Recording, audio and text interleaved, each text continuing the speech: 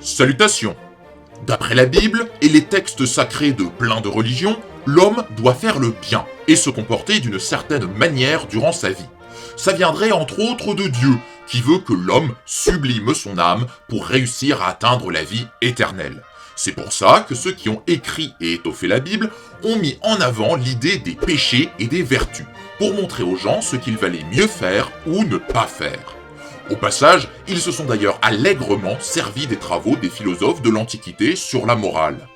Et puis, ils se sont rendus compte que planquer le modèle de bonne conduite de Monsieur Tout-le-Monde au milieu d'un bouquin en latin équivalent à 3 fois Harry Potter, c'était pas ouf comme idée. C'est pour ça que quand ils ont eu besoin de refaire leurs églises et leurs palais, ils ont fait appel aux artistes pour représenter les vertus, histoire de faire joli, tout en éduquant avec la subtilité d'un marteau-piqueur, il faut bien se l'avouer. Nos vertus sont ainsi au nombre de 7, et elles se divisent en 2 catégories. D'abord, il y a les 4 vertus cardinales, qui sont la force, la justice, la prudence et la tempérance. C'est celles-là qui viennent des philosophes grecs de l'Antiquité, Socrate, Aristote, Platon et compagnie, qui cherchaient entre autres à définir comment devait vivre un homme de bonne morale. Si on veut vivre une bonne vie et faire le bien autour de soi, il faut calquer au maximum son attitude sur ces 4 vertus. Plus tard, durant le Moyen-Âge, ces vertus sont reprises par les catholiques, qui y ajoutent les 3 vertus théologales, la foi, l'espérance et la charité. Contrairement aux vertus cardinales, ces 3 vertus-là seraient directement données par Dieu, pour permettre à l'homme de bien agir et de devenir encore meilleur, ce qui voulait dire être un bon chrétien et agir comme l'Église le voulait. On va donc regarder comment les artistes ont représenté ces 7 vertus au cours de l'histoire. Et on commence avec les vertus cardinales. La première est la force. Entendez par là la force d'âme, c'est-à-dire le courage. C'est la vertu qui symbolise la volonté, la capacité à surmonter les difficultés. Mais comme le courage, c'est pas hyper facile à représenter. C'est surtout le côté force qui est resté dans les arts. C'est pour ça que cette vertu est souvent représentée en armure, ou avec les attributs d'un demi-dieu connu pour sa force, Hercule.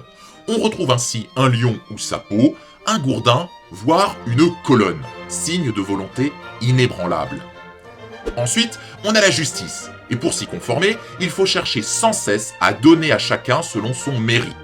C'est probablement la vertu qu'on voit le plus souvent, puisqu'elle est mise à toutes les sauces sur les tribunaux et les documents juridiques. Mais quel que soit le support, vous la retrouverez certainement avec une épée et une balance. La prudence, c'est la vertu qui permet d'utiliser sa raison pour analyser une situation et en déduire les meilleures façons d'accomplir le bien. Elle a toujours sur elle un miroir pour lui rappeler que tout finit par dépérir et par mourir et que seul compte le fait de vivre en faisant le bien. Elle peut aussi avoir un serpent quelque part sur elle. Apparemment, c'était considéré comme un animal symbolisant la prudence. D'autres fois, à l'inverse, on peut la voir écraser ou dompter une créature ressemblant à un dragon ou à un serpent. Ça, c'est pour symboliser le triomphe de la prudence sur les tentations et sur le mal. Dernière des vertus cardinales, il y a la tempérance, qui correspond à la maîtrise de ses désirs pour ne pas se laisser emporter par les pulsions, toujours dans l'optique d'être quelqu'un de droit et de moral. Elle peut alors tenir un mors de cheval ou être en train de transvaser un liquide d'un récipient vers un autre. Viennent alors les vertus théologales. La foi, c'est la capacité de croire à ce qui est dit dans la Bible, ce qui est apparemment un prérequis si on veut aller faire la fête au paradis. Elle est plutôt habillée de blanc et elle a près d'elle une croix ou une coupe. Après, quand elle tient la pose, elle peut parfois avoir la main sur le cœur ou alors montrer le ciel. La seconde est l'espérance, qui soutient l'homme dans les moments difficiles, car il peut alors se rassurer à la pensée de Dieu ou de la vie éternelle. Plutôt vêtue de vert, l'espérance est souvent dans une attitude de prière et avec une ancre pour montrer sa résolution même dans les pires tempêtes. Elle peut aussi avoir une couronne de fleurs pour rappeler l'espoir du printemps après l'hiver. Et pour finir, il y a la charité, la force de s'occuper des autres et de les aider dans le malheur. Parée d'habits rouges, elle est presque systématiquement représentée avec des enfants à qui elle peut donner le sein.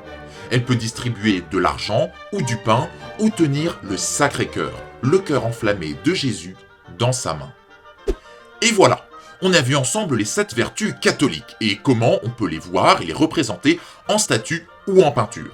Pour être sûr que vous n'en louperez aucune si jamais vous tombez dessus un jour, je vous fais passer quelques représentations classiques de plusieurs vertus, à vous de les trouver. Et avec ça, vous aurez l'essentiel. En bref,